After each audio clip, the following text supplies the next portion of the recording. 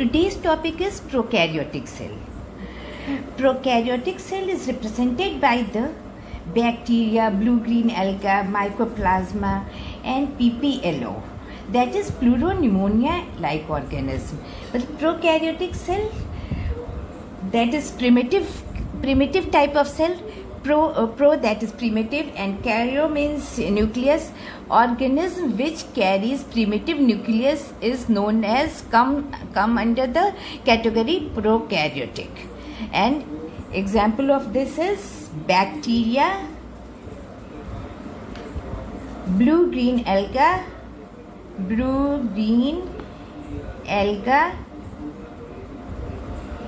mycoplasma,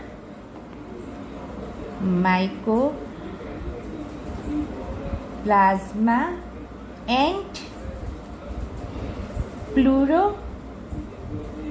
pleuropneumonia like organism. इन सबों में prokaryotic cell पाई जाती है. Like organism, that is PPLO. Prokaryotic organism which carries prokaryotic cells are generally smaller but multiply more rapidly than eukaryotic cell. बहुत जल्दी rapidly multiply करता है, जल्दी बढ़ता है. इनको ऑर्गेनाइजेशनल स्ट्रक्चर जो होता है फंडामेंटली सिमिलर रहता है. Structure of prokaryotic cell is fundamentally similar. Organisational structure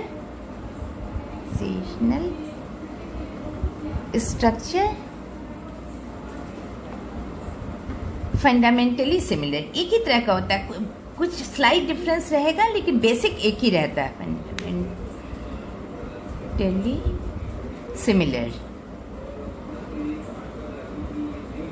दो prokaryotics exhibit wide variety of shape and function. बहुत सारी वैरायटीज पाई जाएगी मगर उनका सेल स्ट्रक्चर जो रहेगा ऑर्गेनाइजेशन फंडामेंटली सिमिलर रहेगा. Greatly in size and shape. Fundamental structure of a typical prokaryotic cell is this. Very rough diagram, very rough sketch. Prokaryotic cell. This is prokaryotic cell. Cilia. Hair-like structure, cilia is there.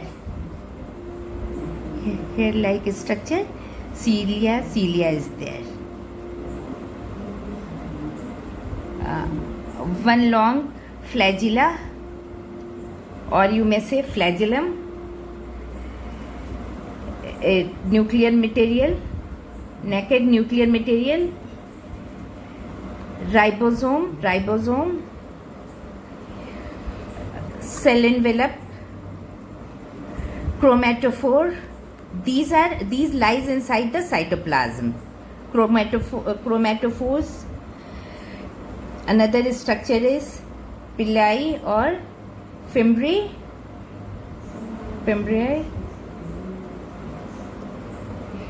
These are the basic structure of a prokaryotic cell.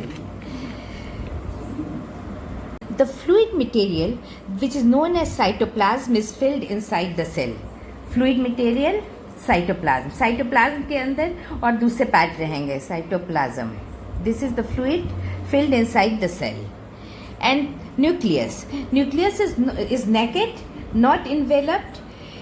ये cell के अंदर रहेगा nuclide के form में. कुछ prokaryotic cell में small circular DNA भी पाया जाता है which is known as plasmid.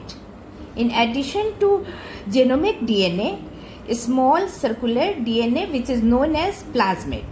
Small circular DNA जिसको हम कहेंगे प्लाज्मिड. एक तो जेनोमिक डीएनए पाया जाएगा, दैट इज जेनोमिक डीएनए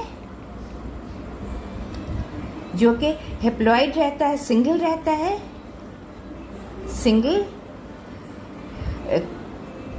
और इसके अलावा in addition to this small circular DNA which is known as plasmid. Plasmid की वजह से सर्टेन यूनिक कैरेक्टरिस्टिक आती है प्रोकैरियोटिक सेल में। इस प्लाज्मिड की वजह से बैक्टीरिया जो होता है रेजिस्टेंट हो जाता है एंटीबायोटिक पे। इसी small circular DNA which is known as plasmid, जिसकी वजह से रेजिस्टेंट हो जाता है एंटीबायोटिक से। Resistance to antibiotic.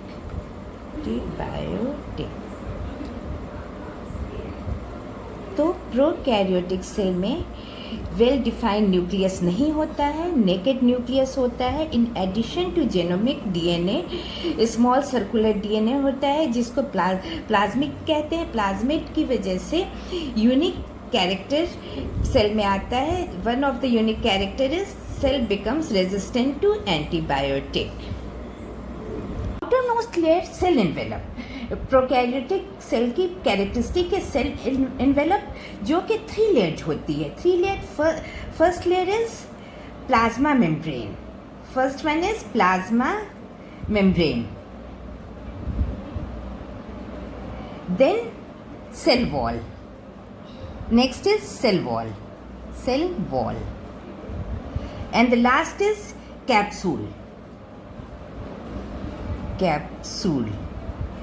Capsule is also known as glycocalyx layer. Glycocalyx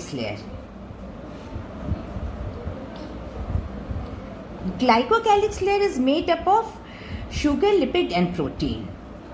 It is capsule, which is also known as glycocalyx layer. It is made up of sugar, lipid and protein. ये cell envelope, this is cell envelope.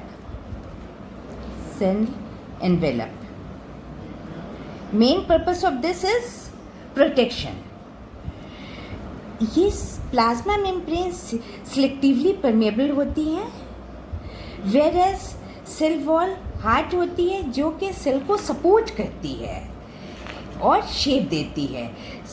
Cell wall जो होती है वो shape determine होती है for the shape of the cell and provide strong structural support. Is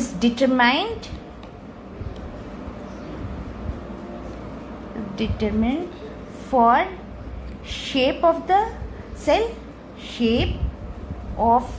cell and provide strong structural support.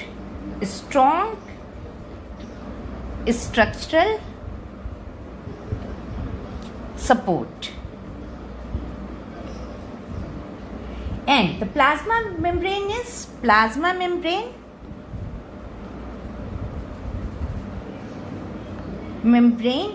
selectively permeable. कुछ चीज़ों को वो अंदर आ जा सकते हैं, कुछ नहीं आ जा सकता। सिलेक्ट करके जो उनके काम का होगा वो इधर उधर जा सकता है। Selectively permeable in nature and interactive with the outside world. ये बाहर के इससे इंटरैक्ट करता है। कौन सी चीज़ बाहर जाना है, कौन अंदर जाना है, that is the function of plasma membrane. And cell wall is determined for the shape of the cell and strong structural support. And third one, membranous structure, mesosome. ये हेल्प करता है सेल वॉल फॉर्मेशन में, DNA replication and distribution of daughter cell में। They also help in respiration, secretion process and to increase the surface area of the plasma membrane and enzymatic content. क्योंकि ये plasma membrane का extension है, अंदर fold होके बना है, तो ये सरफेस एरिया बढ़ाता है। सरफेस एरिया बढ़ाएगा तो एंजाइमेटिक कंटेंट बढ़ेगा, इंक्रीज रेस्पिरेशन होगा, सिक्रीशन प्रोसेस होगा। It is the extension of plasma membrane known as mesosome. Each layer of the envelope perform distinct function, but they act together as a single protective unit. Each layer, cell wall, plasma membrane, capsule, ये सब का अलग अलग function है, मगर ये सब एक यूनिट की तरफ वर्क करते हैं। सिंगल प्रोटेक्टिव यूनिट है, ये सिंगल प्रोटेक्टिव यूनिट है, single protective unit. This is cell envelope, cell envelope, and function of is it is a single protective unit of the cell, of the prokaryotic cell. Very important structure is flagellum, help in motion, movement of the cell organism or bacteria. Example is this bacteria, blue green alga, mycoplasma, or any prokaryotic cell. It is helpful for movement. ये आगे जाता है, इसी के साथ organism आगे बढ़ता है। दूसरा structure hair like structure which is known as cilia और सीलियम, एक को सीलियम, ये चारों तरफ रहता है हेयर लाइक स्ट्रक्चर। ये भी मूवमेंट में काम आता है, इससे भी मूवमेंट होता है। जिधर ऑर्गेनिज्म को जाना होता है उधर ये सारे सीलिया हो जाते हैं, इस तरह से वो डायरेक्शन भी चेंज कर सकते हैं। Helpful, cilia is helpful in movement of the organism. Another structure found on the cell is pili. It is elongated tubular structure. Pili is elongated. Pili is elongated tubular structure. Tubular structure made up of special protein. ये tubular structure एक या दो पाया जाता है। ये movement के काम नहीं आता है, ये काम आता है ट्रांसफर ऑफ जेनेटिक मटेरियल। पिलाई काम आता है transfer of genetic material, that is conjugation.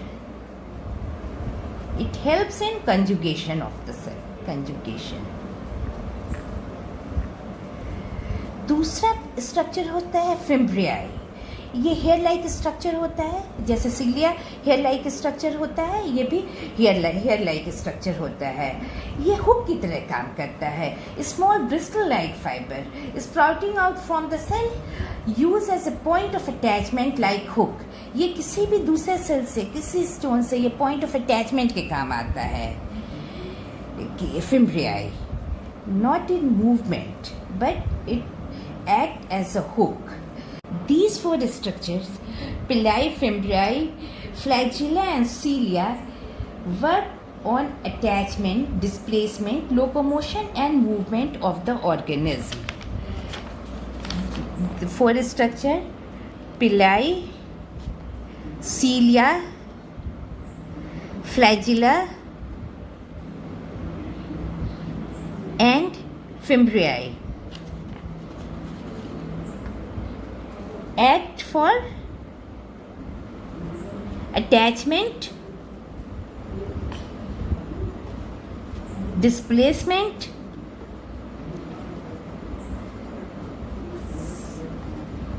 locomotion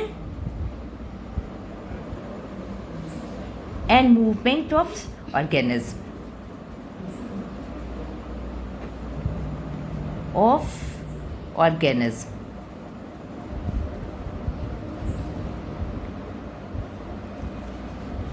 In some prokaryotes, membranous extension into the cytoplasm called chromatophore.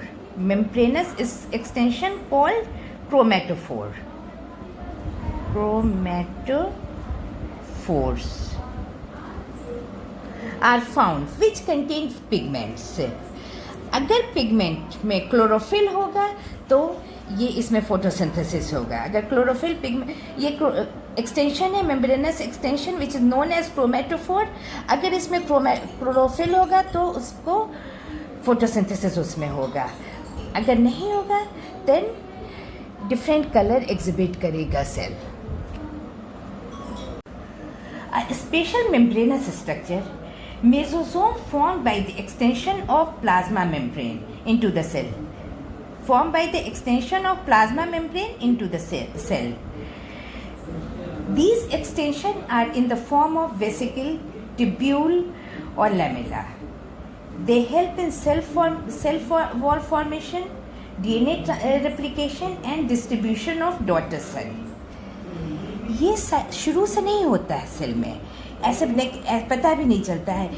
Cell को, प्रोकैरियोटिक सेल को माइक्रोस्कोप में देखा जाता है उसको डिफरेंट केमिकल प्रोसेस के बाद. जहाँ पे केमिकल प्रोसेस के बाद देखा जाता है तो स्टेन, कोई भी स्टेन रंग जो लगता है कि फोल्ड हो रहा है. We can divide glycocalyx into two types. Glycocalyx based on its structure and composition. Glycocalyx layer can be divided into two types based on its composition and structure. अगर ये loose रहेगा, that is known as slime layer. Loosely packed, that is slime layer. And when it tightly packed, this which is known as capsule. Capsule is tightly packed glycocalyx layer. Both help in protection of the cell part. Another important structure, non-membranous structure found in cell is ribosome, which is responsible for protein synthesis. Ribosome responsible for protein synthesis. Very important structure of cell and responsible for protein synthesis. Protein synthesis. Enzymatic reaction takes place on this synthesis. Our next topic will be prokaryotic cell in reference to bacteria. अगर कोई भी problem है तो आप comment section में लिख सकते हैं.